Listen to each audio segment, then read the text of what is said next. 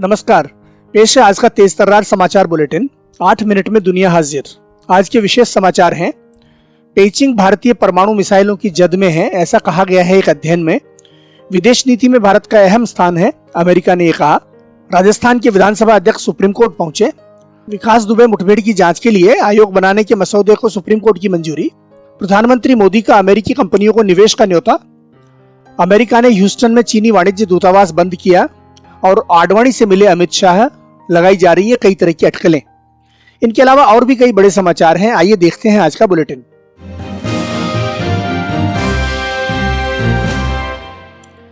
चीन के साथ बढ़ते तनाव के बीच भारत ने अपनी परमाणु सुरक्षा रणनीति में बड़ा फेरबदल किया है।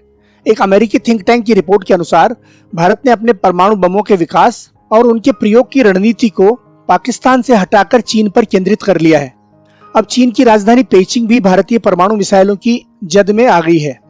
भारत कम से कम 3 ऐसे हथियारों का निर्माण कर रहा है जो उसे चीन के खिलाफ बड़ी ताकत प्रदान करेंगे। बुलेटिन ऑफ एटॉमिक साइंटिस्ट्स में प्रकाशित एक रिपोर्ट के अनुसार 2017 में डोकलाम में हुए सैनिक टकराव के बाद भारत ने अपनी परमाणु नीति में बदलाव किया है और उसका ध्यान पाकिस्तान से हटाकर पेइचिंग पर केंद्रित कर लिया है। भारत पहले पाकिस्तान के परमाणु कार्यक्रम के अनुसार अपनी सुरक्षा के लिए कदम उठाता था। अमेरिका ने भारत के साथ सामरिक और व्यापारिक रिश्तों को और मजबूत बनाने पर जोर दिया है। अमेरिका भारत व्यापार परिषद की 45वीं सालगिरह पर बोलते हुए अमेरिकी विदेश मंत्री माइक पोम्पियो ने कहा कि राष्ट्रपति डोनाल्ड ट्रंप की विदेश नीति में भारत का महत्वपूर्ण स्थान है। उन्होंने चीन के साथ झड़प में भारतीय जवानों की शहादत पर गहरा दुख जताया और चीनी आक्रामकता की आलोचना की। पोम्पियो ने कहा कि पूर्वी लद्दाख में भारत के खिलाफ संघर्ष चीनी कम्युनिस्ट पार्टी के अस्वीकार्य व्यवहार का ताजा उदाहरण है। उन्होंने टिकटॉक समेत 59 चीनी एप्लीकेशंस पर प्रतिबंध लगाने के भारत के फैसले की प्रशंसा की।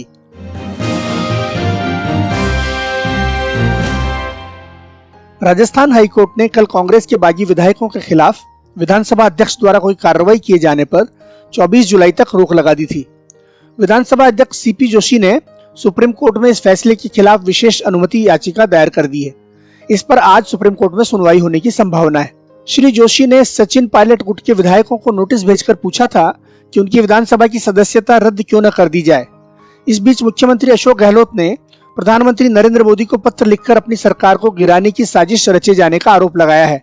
गहलोत ने लिखा है कि राज्यों में चुनी हुई सरकारों को लोकतांत्रिक मर्यादाओं के विपरीत विधायकों की खरीद फरोख्त के माध्यम से गिराने के लिए कुत्सित प्रयास किए जा रहे हैं।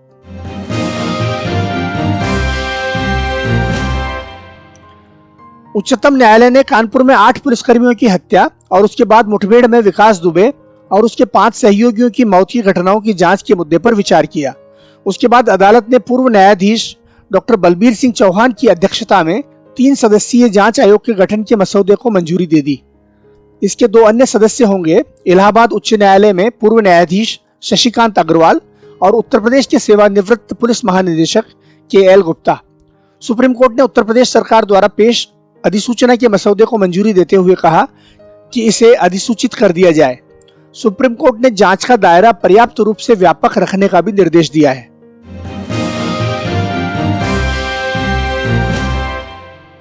प्रधानमंत्री नरेंद्र मोदी ने कल कहा कि आज पूरा विश्व भारत की तरफ आशा भरी निगाहों से देख रहा है।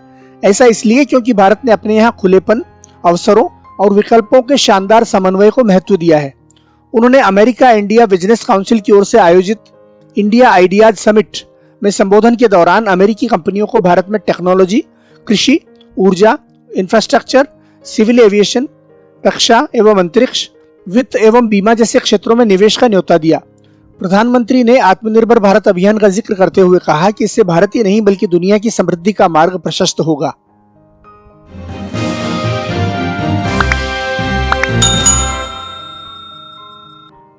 अमेरिका ने चीन के खिलाफ एक और बड़ा कदम उठाया है। उसने कल ह्यूस्टन स्थित चीन के वाणिज्य दूतावास को बंद करने का आदेश दिया और कहा कि ये कदम अमेरिकियों की बौद्धिक संपदा और निजी सूचना की रक्षा के उद्देश्य से उठाया गया है। अमेरिका के कदम पर प्रतिक्रिया करते हुए चीन के विदेश मंत्रालय के प्रवक्ता वांग विनबेन ने इसे तनाव में वृद्धि करने वाला करार दिया और जवाबी उपाय करने की चेतावनी दी। उन्होंने कहा, चीन मांग करता है कि अमेरिका अपना गलत फैसला वापस ले। अगर अमेरिका आगे बढ़ता है तो चीन जरूरी जवाबी उपाय करेगा।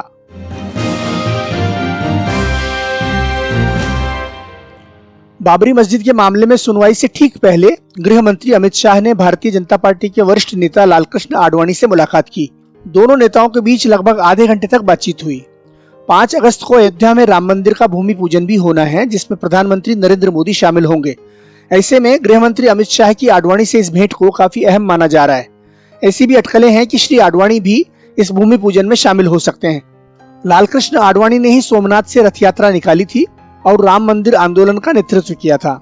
इसके बाद से ही भाजपा की राजनीतिक ताकत बढ़ती चली गई।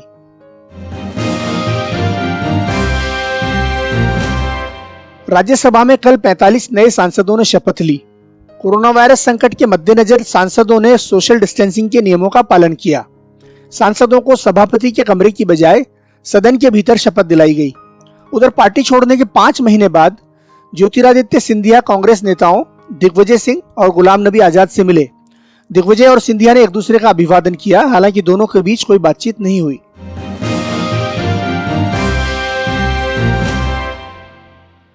भारतीय रेलवे निजी रेलगाड़ियां चलाने के अपने फैसले पर आगे कदम बढ़ा रहा है। रेलवे ने कल रेलगाड़ियां संचालित करने की इच्छुक निजी कंपनियों के लिए एक प्री बिड बैठक बुलाई, जिसमें 16 कंपनियों ने भाग लिया। इन कंपनियों में IRCTC के अलावा GMR समूह, Bombardier India, CAF, RITES, Bharat heavy electricals, Medha समूह, RK associates, Sterlite power, Bharat forge और JKB इंफ्रास्ट्रक्चर शामिल थे। आम धारणा के विपरीत इस प्रक्रिया में रिलायंस और अडानी समूह शामिल नहीं थे।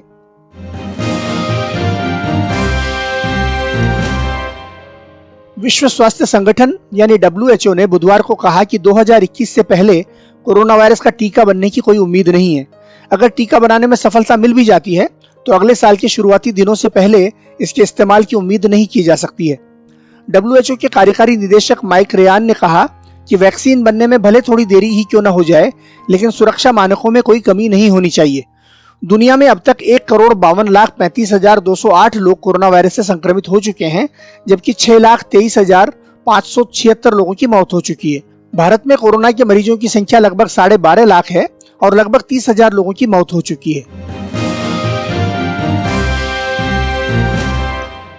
पाकिस्तान सरकार ने कुलभूषण जाधव के मामले में नया पैंतरा चलते हुए इस्लामाबाद हाईकोर्ट में याचिका दायर की है। उसने अदालत से अनुरोध किया कि वो जाधव के लिए एक वकील की नियुक्ति कर दे, ताकि पाकिस्तान के अंतर्राष्ट्रीय अदालत के फैसले को लागू करने की अपनी जिम्मेदारी पूरे करने का रास्ता साफ हो जाए। बहरहाल संघीय अध्यादेश के तहत ये अर्जी देने से पहले पाकिस्तान के कानून एवं न्याय मंत्रालय ने न तो भारत सरकार से बात की और न ही इस मामले के किसी अन्य पक्ष के साथ विचार विमर्श किया।